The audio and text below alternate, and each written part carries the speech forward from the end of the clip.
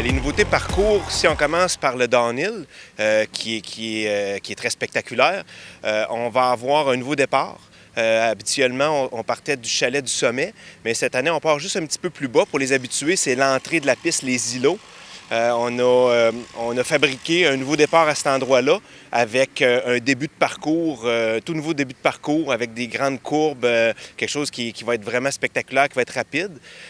Et puis un petit peu plus bas, dans un segment de la course qui s'appelle Welcome to the Rock, on va rechercher une roche pour faire un saut qui était emprunté historiquement, qui avait été laissé de côté dans les dernières années. Puis on va rechercher ça avec un bel atterrissage, c'est vraiment bien.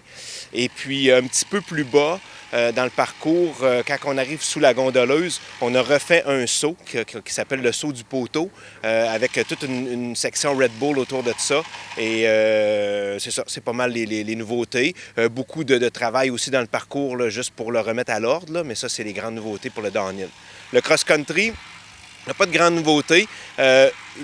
Deux sections dans la montée de la Germaine pour donner un petit peu de répit aux coureurs avant de reprendre les parties abruptes.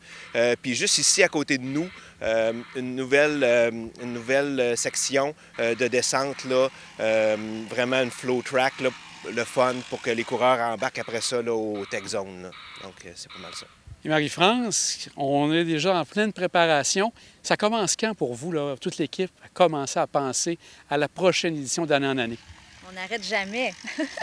Non, mais en fait, c'est vrai qu'il y a beaucoup de choses à faire tout au long de l'année. En général, l'équipe de Mouvement Production, vraiment le producteur, c'est plus à partir de janvier qu'ils se mettent en route. Mais au niveau de la Corporation Événements d'été de Québec, là, c'est pas mal de 12 mois par année entre les redditions de comptes puis le démarrage de la prochaine. C'est tout le temps.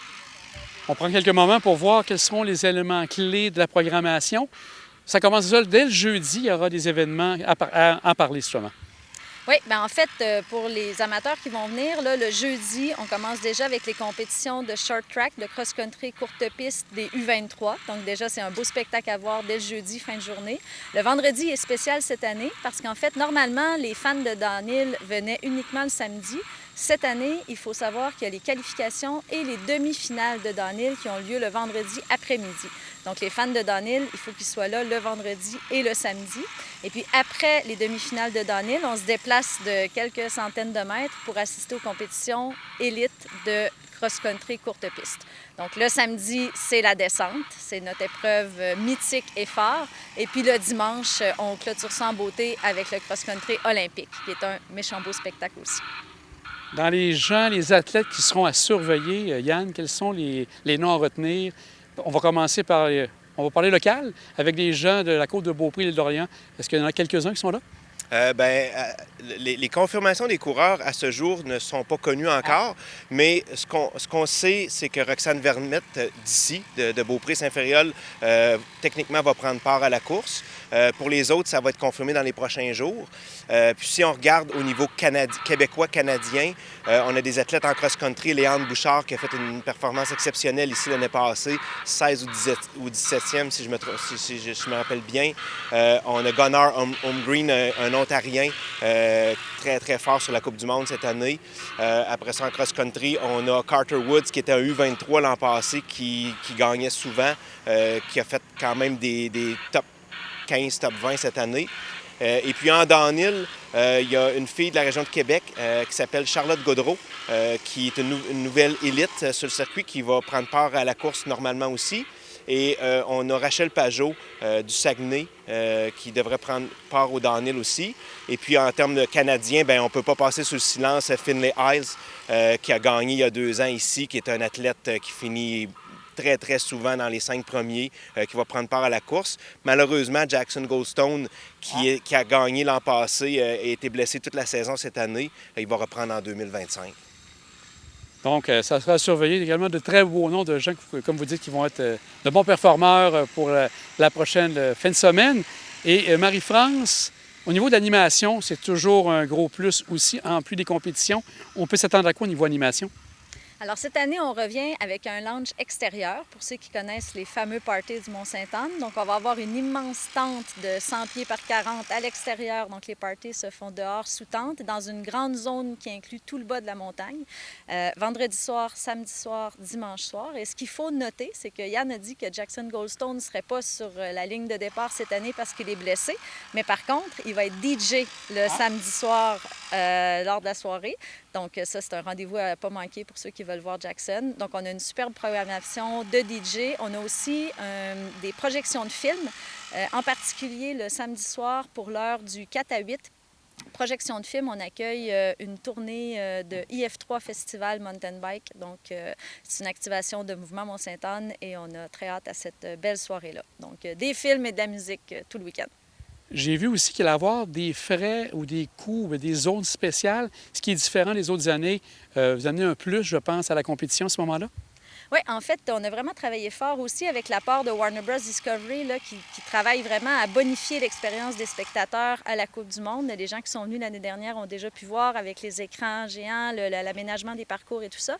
Et cette année, on a travaillé nous aussi pour vraiment bonifier l'expérience des spectateurs. Donc, on a deux options qu'on propose à des spectateurs. La première, c'est la nouvelle Fan Zone Chalet Village qui va être située le samedi à l'arrivée du downhill où les gens vont pouvoir entrer dans cette zone-là avec plein d'avantages, vues particulières sur les grands écrans, un bar, etc., etc. Donc ça, il y a un billet qui est en vente au coût de 25 que les gens peuvent se procurer pour accéder à cette zone-là.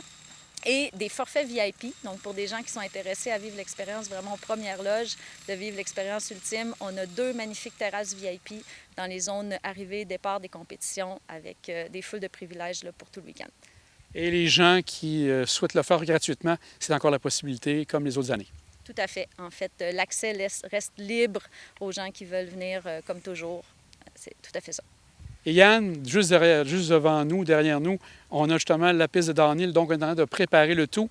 Ça va prendre encore quelques temps ou on est presque à finaliser là, les derniers préparatifs pour la côte?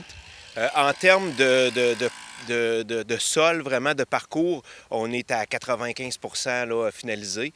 Présentement, ce qui se passe dans les parcours, c'est le balisage, dans le fond, c'est le marquage des courses, autant pour le cross-country que le downhill.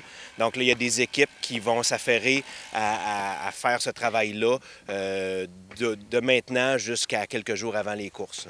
Au niveau technique, est-ce que c'est comme l'an passé? Est-ce que Vélo Solutions est dans le portrait? Absolument. Vélo Solutions est notre partenaire pour tout ce qui est aménagement de parcours, tout ce qui est direction de course, marquage de parcours. C'est un partenariat entre nous, Vélo Solutions, et Warner Bros. Pour effectuer cette partie-là de la préparation. Et Marie-France, on a aussi le village des exposants, je pense, qui est très important. Ça revient encore cette année. Les gens ont la possibilité de rencontrer directement les exposants. Est-ce qu'il y a aussi la possibilité d'aller voir les compétiteurs en ils se préparent également? Oui, tout à fait. Alors, on a un des plus beaux villages d'exposants de la série mondiale, on se le fait dire souvent. L'année dernière, on avait eu au-delà de 125 exposants et équipes. Donc, c'est sûr que les gens qui ont envie de venir ici, là, dès le mercredi, jeudi, quand les équipes commencent à s'organiser, des fois, on peut peut-être attraper un autographe d'un athlète. Les jeunes qui ont des idoles, là, c'est le bon moment pour passer.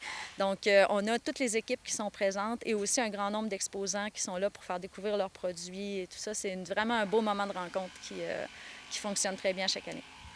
Et Yann, c'est la dernière section pour le championnat de l'année. Donc, c'est vraiment un moment important. Est-ce qu'il y a des courses à retenir? Est-ce qu'il y a encore des possibilités d'avoir un champion qui va être nommé ici, soit canadien ou quoi que ce soit? Est-ce que la course est déjà remportée ou il y a encore possibilité d'avoir ici au Mont-Sainte-Anne? Ça va être le point culminant. En termes canadiens, ça serait difficile. Le coureur canadien présentement qui est le mieux positionné, c'est Finlay Isles, mais ça serait vraiment difficile d'aller chercher la victoire de la série à Loïc Bruni qui est relativement en tête. Mais il va avoir quand même des bonnes courses, là, notamment là, en cross-country olympique là, où les dés ne sont pas joués. Là. Et aussi rappeler, Marie-France, quels est les 3 jours et 4 jours même que ça va se dérouler pour rappeler aux gens de venir ici au Mont-Sainte-Anne. C'est à quel moment? C'est une bonne question. 3 au 6 octobre. Donc, ça commence jeudi prochain jusqu'au 6 octobre, jeudi, vendredi, samedi, dimanche. C'est un rendez-vous. Puis, tout le monde peut aller sur notre site web, Coupe du monde, MTB, MSA.com pour tous les détails. On va vous souhaiter vraiment un beau week-end en espérant que la température demeurerait au beau fixe comme ça. On espère, on se croise les doigts. Un grand merci à vous deux. Merci beaucoup. Merci, au revoir.